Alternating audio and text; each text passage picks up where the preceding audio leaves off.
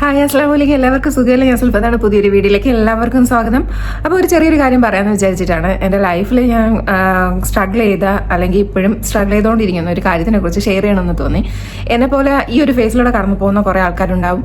അതുപോലെ തന്നെ ചിലർക്ക് ഇത് ട്രിഗർ ചെയ്യുന്നുണ്ടാവും, എന്താണെന്ന് മനസ്സിലാവാതെ അങ്ങനെ കൊണ്ടു നടക്കുന്ന കുറച്ച് ആൾക്കാരുണ്ടാവും.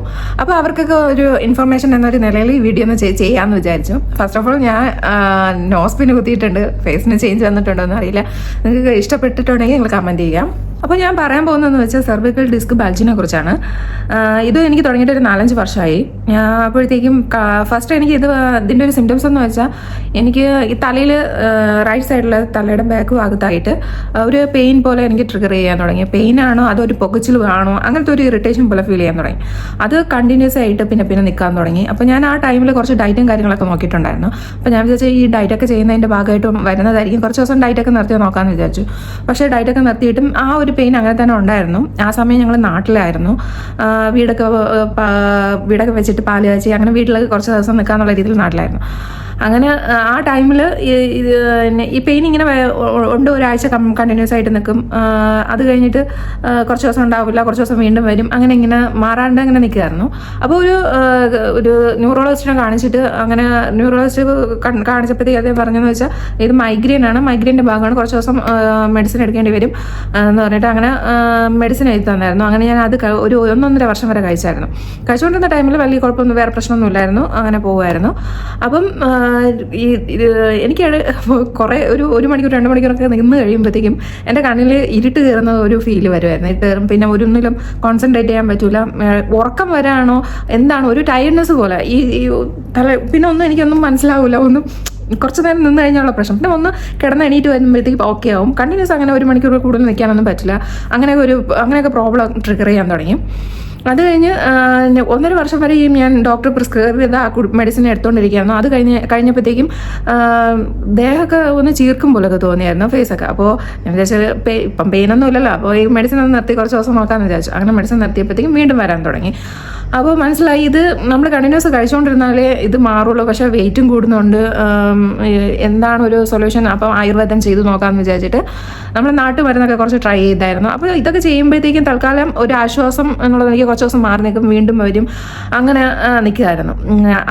ആ ഇടയ്ക്കാണ് കൊറോണ ഒക്കെ വന്നു തുടങ്ങിയത്. അപ്പോഴത്തേക്കും പിന്നെ ഇങ്ങോട്ട് വരാമെന്ന് വിചാരിച്ചു, ദുബായിലോട്ട്. അങ്ങനെ ആ ടൈമിൽ ഞങ്ങൾ ലോക്ക്ഡൗൺ ഒക്കെ കഴിഞ്ഞതിന് ശേഷം ഞങ്ങൾ ഇങ്ങോട്ട് ഷിഫ്റ്റ് ചെയ്തു. ഇവിടെ വന്ന് ആ ഒരു സമയത്ത് എനിക്ക് കൊറോണ വന്നായിരുന്നു. അങ്ങനെ കൊറോണ വന്ന ടൈമിൽ ഈ സംഭവം വീണ്ടും എനിക്ക് പെയിനും കാര്യങ്ങളൊക്കെ സ്റ്റാർട്ട് ചെയ്തു. അപ്പം ഡോക്ടറിൻ്റെ അടുത്ത് ഇവിടെ കാണിച്ച ഒരു ഡോക്ടറിൻ്റെ അടുത്ത് ഈ ഇത്ര നാളും ഇതുണ്ടായിരുന്നു, ഇപ്പോൾ ഇത് കുറച്ചുകൂടെ ട്രിഗർ ചെയ്യുന്നുണ്ടെന്നൊക്കെ പറഞ്ഞപ്പോഴത്തേക്കും ഡോക്ടർ പറഞ്ഞു എന്തായാലും ഒരു എക്സ്റേ എടുത്ത് നോക്കാം കഴുത്തിൻ്റെ ഭാഗത്ത് എന്ന് പറഞ്ഞു. പക്ഷെ അതുവരെ ഞങ്ങൾ കഴുത്തിൻ്റെ ഭാഗത്തോ വേറെ എന്തെങ്കിലും എക്സ്റേയോ അങ്ങനത്തെ സംഭവമൊന്നും ചെയ്തിട്ടുണ്ടായിരുന്നില്ല. പിന്നെ ഒരിക്കൽ ENT കൊണ്ട് കാണിച്ചപ്പോഴത്തേക്കും തലയിലൊന്ന് CT സ്കാൻ ചെയ്ത് നോക്കണമെന്ന് പറഞ്ഞു. CT സ്കാൻ ചെയ്ത് നോക്കിയപ്പോഴത്തേക്കും തലയിലോട്ടുള്ള ബ്ലഡ് ഓട്ടം കുറവാണ് എന്ന് പറഞ്ഞു. പക്ഷെ അന്ന് കുറച്ച് മെഡിസിൻ എഴുതി തന്നു. പക്ഷെ അത് കഴിച്ചിട്ട് എനിക്ക് ഭയങ്കരമായിട്ട് എന്നെ കൊണ്ട് പറ്റിയില്ലായിരുന്നു. ഭയങ്കര എഫക്റ്റ് കൂടിയ മെഡിസിൻസ് ആണെന്ന് തോന്നുന്നു. അതുകൊണ്ട് തന്നെ എനിക്ക് അത് കഴിച്ചപ്പോഴത്തേക്കും ഭയങ്കര കഴുത്തൊക്കെ വലിഞ്ഞു മുറുക്കുമ്പോഴത്തെ ഒരു പെയിൻ ആയിരുന്നു ആ ടൈമിൽ തോന്നിയത്. അതും ഞാൻ 2-3 ദിവസം കഴിഞ്ഞപ്പോഴത്തേക്കും ഞാൻ വെച്ച് നിർത്തി. എനിക്ക് ആ മെഡിസിൻ ഒട്ടും തന്നെ കഴിച്ചിട്ട് ഒന്നും ചെയ്യാൻ പറ്റാത്തൊരു അവസ്ഥയായിരുന്നു. അതുകൊണ്ട് ഞാൻ അത് നിർത്തിയായിരുന്നു. പിന്നെ അതിനുശേഷമാണ് ഞങ്ങൾ ഇവിടെ വന്നതും ഡോക്ടർ എനിക്ക് തലയുടെ നിങ്ങൾ ചെയ്ത് ഉള്ളതുകൊണ്ട് നിങ്ങൾ കഴുത്തിൻ്റെ കൂടെ ഒന്ന് എടുത്ത് നോക്കുക, എക്സ്റേ എടുത്ത് നോക്കാമെന്ന് പറഞ്ഞു. അങ്ങനെ എക്സ്റേ എടുത്ത് നോക്കിയപ്പോഴാണ് മനസ്സിലായത് എനിക്ക് സെർവിക്കൽ ഡിസ്ക് ബൾജ് ആയിട്ടുണ്ട്. അത് ഫസ്റ്റ് ഒരു സ്റ്റാർട്ട് ചെയ്തതാണ്, മൈനറായിട്ടുള്ള ഒരു സംഭവമാണ് എന്നാണ് പറഞ്ഞത്. അപ്പം പറഞ്ഞു നിങ്ങൾ ന്യൂറോ സർജനെ കൊണ്ട് കാണിക്കുക, അപ്പം ബാക്കിയുള്ള ഇതൊക്കെ അദ്ദേഹം പറയുമെന്ന് പറഞ്ഞു. അങ്ങനെ ന്യൂറോ സർജനെ അങ്ങനെ കൊണ്ട് കാണിച്ചു. ന്യൂറോ സർജനെ കാണിച്ചപ്പോൾ അദ്ദേഹം മൈനറും അല്ല മേജറും അല്ല, അതിൻ്റെ ഇടയ്ക്കുള്ളൊരു സംഭവമായിട്ടാണ് നിൽക്കുന്നത്. അപ്പോൾ കുറച്ച് ഫിസിയോതെറാപ്പിയൊക്കെ ചെയ്യുമ്പോഴത്തേക്കും ഓക്കെ ആവുമെന്ന് പറഞ്ഞു. പക്ഷേ കുറച്ച് നാൾ ഒരു വർഷം ആയപ്പോഴത്തേക്കും പെട്ടെന്ന് ഒരു ദിവസം എനിക്ക് കൈയൊക്കെ ഭയങ്കരമായിട്ട് പെയിൻ തുടങ്ങി. ഒരു വലത് സൈഡിലുള്ള കൈ, അതുപോലെ പെരുവിരലും അതുപോലെ തന്നെ ചൂണ്ടുവിരലിൻ്റെ ഭാഗത്തൊക്കെ എനിക്ക് മരവ് പോലെ ഫീൽ ചെയ്യാൻ തുടങ്ങി. എനിക്കൊന്നും ഹോൾഡ് ചെയ്യാൻ പറ്റുന്നില്ല. പെയിൻ എന്ന് പറഞ്ഞാൽ ഭയങ്കര പെയിൻ. നമ്മളൊരു കത്തി നമ്മളെ കയ്യിൽ എങ്ങനെ കുത്തി ഇറക്കിയാലുണ്ടാവും അത്രത്തോളം പെയിൻ എനിക്ക് സ്റ്റാർട്ട് ചെയ്തു. പിന്നെ ഒന്നും ഹോൾഡ് ചെയ്യാൻ പറ്റാത്ത അവസ്ഥ, ഉറങ്ങാൻ പറ്റാത്ത അവസ്ഥ, അത്രയ്ക്ക് ഒന്ന് ഇരിക്കാൻ പോലും പറ്റാത്ത അവസ്ഥ ആയി. ഇരിക്കുമ്പോഴത്തേക്കും ബാക്കിൽ നിന്ന് ഇങ്ങനെ കൊളുത്തി വലിക്കും പോലെ തോന്നും. അപ്പം നമുക്ക് ഇരിക്കാൻ പറ്റില്ല. കുറച്ച് നേരം ഇരിക്കുമ്പോഴത്തേക്കും അത്രയ്ക്ക് പെയിനായിട്ട് ഇത് സിവിയറായിട്ട് മാറി. അപ്പം ഡോക്ടറിന് ഇവിടെ ഒരു ആസ്റ്റർ ഹോസ്പിറ്റലിൽ കൊണ്ട് കാണിച്ചു. അപ്പോൾ ഡോക്ടറിൻ്റെ അടുത്ത് പറഞ്ഞപ്പോൾ ഡോക്ടർ പറഞ്ഞു നല്ല രീതിയിൽ ബൾജിങ് ആയിട്ടുണ്ട്, MRI എടുത്ത് നോക്കണം. അപ്പോൾ MRIയിൽ നോക്കിയപ്പോഴത്തേക്കും നല്ല രീതിയിൽ ബൾജിങ് ആയിട്ടുണ്ട്. അപ്പോൾ ഒരു 20 ദിവസം റെസ്റ്റ് ചെയ്ത് നോക്ക്. റെസ്റ്റ് എന്ന് പറയുമ്പോഴത്തേക്കും ഫുള്ള് നമ്മൾ കിടക്കണം, എണിക്കാൻ പാടില്ല, ഒരു എന്താ പറയുക വെയിറ്റ് അങ്ങനത്തെ സംഭവങ്ങളൊന്നും എടുക്കാൻ പാടില്ല എന്ന് പറഞ്ഞാൽ 20 ദിവസം നല്ല രീതിയിൽ റെസ്റ്റ് എടുത്തു. എന്നിട്ട് പെയിൻ കുറയണുണ്ടാകും നോക്കാമെന്ന് വിചാരിച്ചു. അങ്ങനെ കുറച്ച് മെഡിസിനൊക്കെ തന്നായിരുന്നു. സ്റ്റിറോയിഡും അങ്ങനത്തെ സംഭവമൊക്കെയാണ് തന്നത് ആ ടൈമിൽ. അതൊക്കെ കഴിച്ചതിന് ശേഷവും 20 ദിവസം നോക്കി, പക്ഷേ പെയിന് കുറഞ്ഞില്ല. അപ്പം പിന്നെ വിചാരിച്ച നാട്ടിൽ പോയിട്ട് ആയുർവേദം ചെയ്ത് നോക്കാം എന്നുള്ള രീതിയിൽ ആയുർവേദം ചെയ്യാമെന്ന് വിചാരിച്ചു നാട്ടിലോട്ട് വീണ്ടും പോയിട്ട് ആയുർവേദ കോളേജിൽ കിടന്നായിരുന്നു. അപ്പോൾ ഡോക്ടറിന് ഈ എടുത്ത MRI സ്കാൻ്റെ റിപ്പോർട്ടും മറ്റൊക്കെ കൊണ്ട് കാണിച്ചായിരുന്നു. അപ്പോൾ ഡോക്ടർ കണ്ട ഉടൻ തന്നെ പറഞ്ഞു ഇത് സിവിയറാണ്, അപ്പോൾ പെയിൻ ചിലപ്പോൾ കുറയുമായിരിക്കും, പക്ഷേ സംഭവം പൂർണ്ണമായിട്ട് പോകില്ല ഈ ട്രീറ്റ്മെൻറ്റിൽ. ആദ്യമേ ഡോക്ടർ പറഞ്ഞായിരുന്നു നമുക്ക് നോക്കാം, അഥവാ ഞങ്ങളിവിടെ ഉഴിച്ചിലൊക്കെ നടത്തുന്ന ആ ടൈമിൽ പെയിന് സിവിയർ ആവുകയാണെങ്കിൽ നിങ്ങൾ അപ്പോൾ തന്നെ അവിടെ നിന്ന് ഡിസ്ചാർജ് ചെയ്യണം എന്ന് പറഞ്ഞു. ആദ്യം എടുക്കില്ല എന്നാണ് പറഞ്ഞത്. പക്ഷെ നമ്മളിങ്ങനെ കാര്യങ്ങളൊക്കെ പറഞ്ഞപ്പോഴത്തേക്കും പറഞ്ഞത് ഓക്കെ നോക്കാൻ ട്രൈ ചെയ്യാം, പക്ഷേ ഒരു മാസം കിടക്കേണ്ടി വരും, നിങ്ങൾ ട്രീറ്റ്മെൻറ്റിൻ്റെ ഇടയിൽ പെയിന് കൂടുകയാണെങ്കിൽ നിങ്ങൾ ഡിസ്ചാർജ് ചെയ്യേണ്ടി വരും എന്ന് പറഞ്ഞു. അപ്പോൾ ഓക്കെ കുഴപ്പമില്ല, ഞങ്ങൾ കിടന്നോളാം. അങ്ങനെ നാട്ടിൽ പോയി. നാട്ടിൽ ശ്രീറാം സാർ എന്ന് പറഞ്ഞാൽ നല്ല രീതിയിൽ ഹെൽപ്പ് ചെയ്ത ഒരു മനുഷ്യനാണ് അവിടെ. അദ്ദേഹം ആയുർവേദ കോളേജിൽ ഹെഡ് നേഴ്സായിട്ട് വർക്ക് ചെയ്തുകൊണ്ടിരിക്കുന്ന ആളാണ്, ഇപ്പോൾ റിട്ടയർ ആണ്. അപ്പോൾ അദ്ദേഹത്തിൻ്റെയൊക്കെ പിടിവാറിൽ ഡോക്ടറിനെയൊക്കെ ഞങ്ങൾക്ക് കറക്റ്റ് ടൈമിങ്ങും കാര്യങ്ങളൊക്കെ ചെയ്തു തന്ന് ഞങ്ങൾ പോയി ഡോക്ടറിനെ കണ്ടു. ഡോക്ടർ നല്ലൊരു ഡോക്ടറായിരുന്നു. ഞങ്ങൾ കാര്യങ്ങളൊക്കെ പറഞ്ഞ് മനസ്സിലാക്കുകയും അവിടെ അഡ്മിറ്റ് ചെയ്ത് അങ്ങനെ ഒരു മാസത്തോളം അവിടുത്തെ ട്രീറ്റ്മെൻറ്റ് കാര്യങ്ങളൊക്കെ കഴിഞ്ഞു. പിന്നെ അത് കഴിഞ്ഞ് വീണ്ടും ഞാൻ ഇവിടെ വന്നു. അത് കഴിഞ്ഞ് കുറച്ച് ദിവസം കഴിയുമ്പോൾ വീണ്ടും ഇത് സ്റ്റാർട്ട് ചെയ്തു. അപ്പോൾ മനസ്സിലായി ഇത് എന്തായാലും കുറച്ച് ദിവസം എന്തെങ്കിലും ഒരു മാറ്റം വരും, അത് കഴിഞ്ഞ് വീണ്ടും ഇത് സ്റ്റാർട്ട് ചെയ്യും എന്ന് മനസ്സിലായി. പെയിന് കയ്യിലോട്ടാണ് പെയിന്, അപ്പോൾ ഒന്നും ചെയ്യാൻ പറ്റാത്തൊരവസ്ഥ. അതും വലത് സൈഡിലുള്ള കൈയാകുമ്പോഴത്തേക്കും നമുക്ക് പിന്നെ ഒന്നും ചെയ്യാൻ പറ്റില്ലല്ലോ, ആ ഒരു സിറ്റുവേഷനിലായി. അങ്ങനെ നാട്ടിൽ നിന്ന് ഇവിടെ വന്നതിന് ശേഷം പിന്നെ വേറൊരു ഹോസ്പിറ്റലിൽ ഞങ്ങൾ കൊണ്ടുപോയി കാണിച്ചായിരുന്നു, മിഡിയോറിൽ. അപ്പോൾ അവിടുത്തെ ന്യൂറോ സർജനെ കാണിച്ചായിരുന്നു, എൻ്റെ റിപ്പോർട്ടും കാര്യങ്ങളൊക്കെ കാണിച്ചായിരുന്നു, MRIയുടെ ഒക്കെ. അപ്പം ഡോക്ടറും ഇത് തന്നെയാണ്, സെയിമാണ് പറഞ്ഞത്, പെയിന് കംപ്ലീറ്റ്ലി മാറില്ല.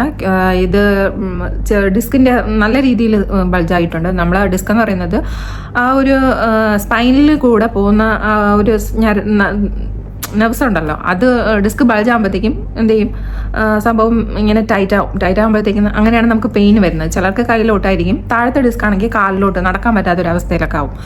അപ്പം ഇത് സെർവിക്കലായതുകൊണ്ട് കയ്യിലോട്ടാണ് ഈ പെയിന് വരുന്നത്.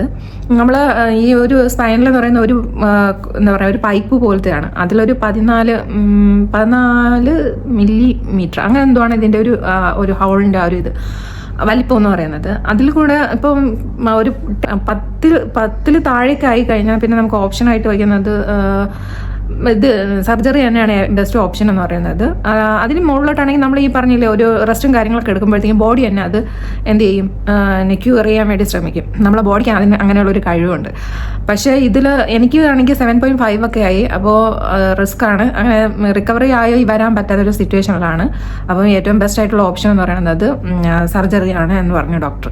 അപ്പം പേടിക്കാനൊന്നുമില്ല, 95% ഇത് സേഫാണ് എന്ന് പറഞ്ഞു. ചെയ്യുന്നതുകൊണ്ട് യാതൊരു പ്രശ്നവുമില്ല. പിന്നെ ഏതൊരു സർജറി ആണെങ്കിലും അവർ അങ്ങനെയല്ലേ പറയുള്ളൂ, 95 നമുക്ക് ഫുള്ള് അഷുർ ചെയ്യാനൊന്നും പറ്റില്ല, അത് ബാക്കി ദൈവത്തിൻ്റെ കയ്യിൽ എന്നൊക്കെയല്ലേ പറയുള്ളൂ. അങ്ങനെ ഞങ്ങൾ പിന്നെ വേറെയും ഡോക്ടേഴ്സിൻ്റെ അത് ഫിസിയോതെറാപ്പിസ്റ്റിൻ്റെ ഒക്കെ അഡ്വൈസ് എടുത്തപ്പോൾ അവരും ഇങ്ങനെ തന്നെയാണ് പറഞ്ഞത്, സർജറിയാണ് നല്ല ബെസ്റ്റ് ഓപ്ഷൻ എന്ന് പറഞ്ഞു. അങ്ങനെ ഭാഗ്യത്തിന് ആ ഒരു ടൈമിൽ ഞങ്ങൾക്ക് ഇൻഷുറൻസ് കമ്പനി ഇൻഷുറൻസ് ഉണ്ടായിരുന്നു. ഏകദേശം ഒരു ഇവിടുത്തെ 90,000 ദിർഹംസ് ചിലവ് വരും. നാട്ടിലാണെങ്കിലും നല്ലൊരു എമൗണ്ടാണ്. ഒരു ഡിസ്ക് മാറ്റി വയ്ക്കുന്നതാണ്. ഇതുപോലെ ഏകദേശം 33 ഒക്കെ നമ്മളെ ബോഡിയിലുണ്ട്. അപ്പം എന്തുമാത്രം നമ്മുടെ ശരീരത്തിൽ എന്തെങ്കിലും ഒരു അവയവം അല്ലെങ്കിൽ ഒരു ചെറിയൊരു ഇത് വരുമ്പോഴേ നമുക്ക് അതിൻ്റെ വാല്യൂ മനസ്സിലാവുള്ളൂ. അങ്ങനെ നോക്കുകയാണെങ്കിൽ നമ്മളെ ബോഡിയിൽ നമ്മൾ കോടിക്കണക്കിനുള്ള ആസ്തിയുള്ള സംഭവങ്ങൾ കൊണ്ടാണ് നമ്മൾ നടക്കുന്നത്. അപ്പോൾ അങ്ങനെ ഈ പറയുന്ന പോലെ ആദ്യമായിട്ടാണ് ഞാൻ ഈ ആർട്ടിഫിഷ്യൽ ഡിസ്കിനെ കുറിച്ച് ഞാൻ കേൾക്കുന്നത്. ഇങ്ങനത്തെ ഒരു സംഭവം. എനിക്ക് ഭയങ്കരമായിട്ട് ടെൻഷനായിരുന്നു, ഇത് എന്താണ് സംഭവം എന്നൊക്കെ. ഈ നമ്മളെ കഴുത്തല്ലേ, ഈ കഴുത്തിൻ്റെ ഭാഗത്തൊക്കെ ഇങ്ങനെ ഒരു സർജറി വരുമ്പോഴത്തേക്കും സ്വാഭാവികമായിട്ട് നമുക്ക് ചിന്തിക്കാവുന്നേ ഉള്ളൂ നമുക്ക് എന്തുമാത്രം ടെൻഷൻ ഉണ്ടാവുമെന്ന്. ഞാൻ കുറേ കാര്യങ്ങളൊക്കെ ഇങ്ങനെ ഗൂഗിളും കാര്യങ്ങളൊക്കെ നോക്കിയായിരുന്നു. പിന്നെ എന്തായാലും ലൈഫ് മുമ്പോട്ട് കൊണ്ടുപോകണമല്ലോ, നമുക്ക് കുറേ കാര്യങ്ങൾ ചെയ്തു തീർക്കാനുണ്ടല്ലോ നമ്മളെ ലൈഫിൽ. അപ്പോൾ ചെയ്തു നോക്കാമെന്നുള്ള രീതിയിൽ അങ്ങനെ ചെയ്തതാണ്. അങ്ങനെ നല്ല രീതിയിൽ സർജറിയൊക്കെ കഴിഞ്ഞു. സർജറിക്ക് ശേഷമുള്ള കാര്യം ഞാൻ അടുത്തൊരു വീഡിയോ ആയിട്ട് ചെയ്തിടാം. അപ്പോൾ വേറൊരു കാര്യം എന്ന് പറഞ്ഞാൽ, ഇടയ്ക്കിടയ്ക്ക് നിങ്ങൾക്ക് ഏതെങ്കിലും ഒരു ഭാഗത്ത് പെയിൻ കണ്ടിന്യൂസ് ആയിട്ട് വരികയാണെങ്കിൽ, അല്ലെങ്കിൽ ഒരു പനിയാണെങ്കിൽ മാസത്തിൽ 1-2 പ്രാവശ്യമൊക്കെ വരികയാണെങ്കിൽ ശ്രദ്ധിക്കാതെ വിടരുത്. അത് പ്രോപ്പറായിട്ട് ട്രീറ്റ് ചെയ്യുക, നല്ല ഡോക്ടറിനെ കാണിക്കുക, ഫോളോ അപ്പ് ചെയ്യുക, നല്ല രീതിയിൽ മെഡിസിനൊക്കെ എടുക്കുക. ശ്രദ്ധിക്കാതെ വിടരുത് കേട്ടോ. പ്രത്യേകിച്ച് വീട്ടമ്മമാരോടാണ് പറയാനുള്ളത്. ഒരു അഡ്വൈസ് എന്ന നിലയ്ക്ക് പറയുകയാണ്. നമുക്കൊക്കെ ഒരു വിചാരമുണ്ട് നമ്മളെ തലയിലാണ് ഈ ഭൂമി ഇരുന്ന് കറങ്ങുന്നതെന്ന്. തീർച്ചയായിട്ടും ഇല്ല. നമ്മളില്ലെങ്കിൽ ഈ ഭൂമി കറങ്ങും, നമുക്ക് ചുറ്റുമുള്ളവർ ഇവിടെ ഉണ്ടാവും. നമ്മളായിരിക്കും ചിലപ്പോൾ ഇല്ലാതായി പോകുന്നത്. അതുകൊണ്ട് ഒരു അഡ്വൈസ് ആയിട്ട് കരുതാം. കറക്റ്റായിട്ട് ട്രീറ്റ്മെൻറ്റ് ചെയ്യാൻ വേണ്ടി ശ്രദ്ധിക്കുക. അപ്പോൾ വീഡിയോസ് ഇഷ്ടമാവുകയാണെങ്കിൽ ലൈക്ക് ചെയ്യുക, ഷെയർ ചെയ്യുക, കമൻറ്റ് ചെയ്യുക. സബ്സ്ക്രൈബ് ചെയ്യാത്തവരാണെങ്കിൽ പ്ലീസ് ഒന്ന് സബ്സ്ക്രൈബ് ചെയ്യുക. അപ്പോൾ അടുത്ത വീഡിയോയിൽ കാണാം. അടുത്ത് കാണുന്നവർ ബൈ.